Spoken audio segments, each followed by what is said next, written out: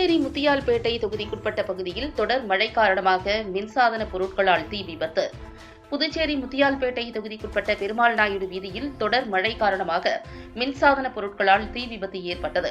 இதனை அறிந்த சட்டமன்ற உறுப்பினர் பிரகாஷ்குமார் இரவு என்றும் கூட பார்க்காமல் நேரடியாக சென்று பார்வையிட்டு பாதிக்கப்பட்ட மக்களிடம் தீ விபத்து குறித்து கேட்டறிந்து துறை சார்ந்த அதிகாரிகளிடம் நடவடிக்கை எடுக்க உத்தரவிட்டார்.